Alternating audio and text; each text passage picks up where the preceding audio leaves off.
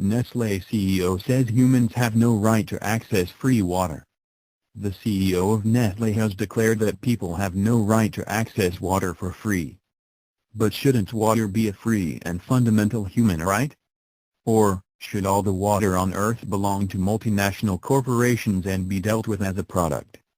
Should the poor, who cannot manage to pay these said corporations, suffer from starvation due to their lack of monetary wealth? According to the former CEO and current chairman of the world's largest foodstuff producer, corporations should own every drop of water on Earth. Nestle chairman Peter Brabeck-Letmathe says if you want water, you should buy it from his company, and you're not getting any unless you pay up. Should Nestle be able to profit from Earth's natural water sources? The company is notorious for sending out crowds of internet warriors to protect Nestle and its actions online, in comments and message boards. Nestle even takes a company stance behind Monsanto's GMOs, claiming they show proven safety. In fact, the previous Nestle CEO actually says that his idea of water privatization is very similar to Monsanto's GMOs. In a video interview, Brabeck-Letmathe states that there has never been one disease ever caused by the consumption of GMOs. View the video below on your own. Brabeck-Letmathe clearly has absolutely no regard for humankind outside of his own wealth and the development of Nestle. His company has been caught funding attacks against GMO labeling, can be witnessed when viewing and paying attention to his talk on the issue. This is a business that goes into impoverished rural areas and extracts the groundwater for their mineral water items, totally destroying the water supply in the area. For this, they offer no compensation to the victims. In fact, they actually make the rural areas impacted by the damage and the United States pay the bill themselves. Does Nestle act in the best interest of citizens? As reported on by Corporate Watch, Peter Brabeck-Letmathe has a long history of ignoring public health and abusing the environment. This helps Nestle pocket a remarkable $35 billion in annual profits from water bottle sales alone. The report states, Nestle production of mineral water involves the abuse of vulnerable water resources. In the Serra da Mantiqueira region of Brazil, home to the circuit of waters park whose groundwater has a high mineral content and medicinal properties, overpumping has resulted in depletion and long-term damage. Nestle linked to slavery. Nestle has actually also come under fire over the assertion that they are in fact carrying out business with massive slavery rings.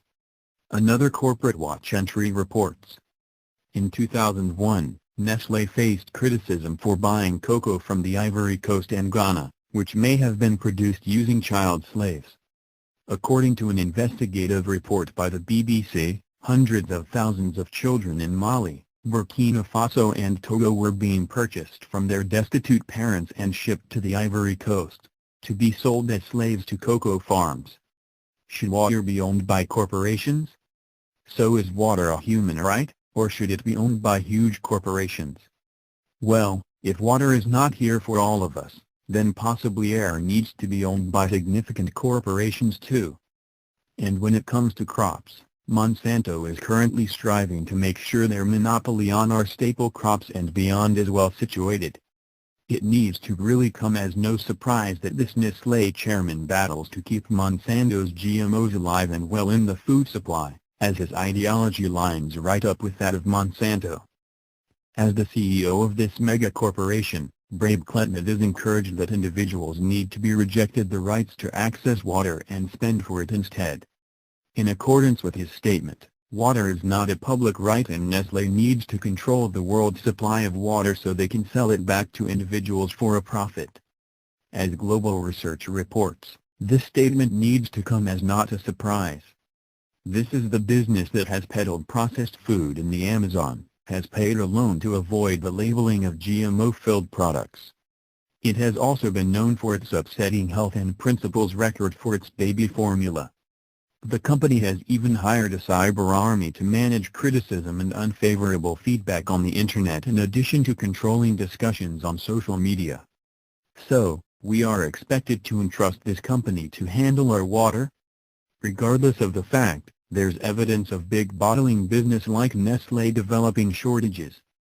Large multinational beverage companies are usually given water well privileges, and even tax breaks, over citizens because they create jobs, which is apparently more important to the local governments than water rights to other tax-paying citizens. These companies such as Coca-Cola and Nestle, which bottles suburban Michigan well water and calls it Poland Spring, suck up millions of gallons of water, leaving the public to suffer with any shortages. Nestle CEO thinks humans should be more grateful. Nevertheless, Chairman Peter Brabeck-Letmathe feels that access to water is neither a public nor a human right. But, if privatization is actually the answer, is this really a company we could put our trust in? Not according to Badi Dilwan, a former town councillor in a little Pakistani neighborhood. He says children are falling being ill due to the dirty water. And who's to blame for this? Why, none other than bottled water maker Nestle, which dug a deep well, hence depriving locals of safe drinking water. In addition to the extremely dirty water, the water level sank from 100 to 300 to 400 feet. If the neighborhood had safe and fresh water, it would ruin Nestle's profitable market in bottled water under the brand Pure Life. In the video above, Brabeck-Letmathe states it's ruthless and declares that natural food is bad and GMO is good. He goes so far as to say that anyone who disagrees with him is actually an extremist. As the world around us turns increasingly more into a mechanized environment, it's crucial to evaluate his declarations to stave off the pitiless nature. He concludes by boasting about his company's operations, highlighting the savior-like role of the Nestle Group in safeguarding the health of the worldwide population. Apparently, we should be more grateful for this.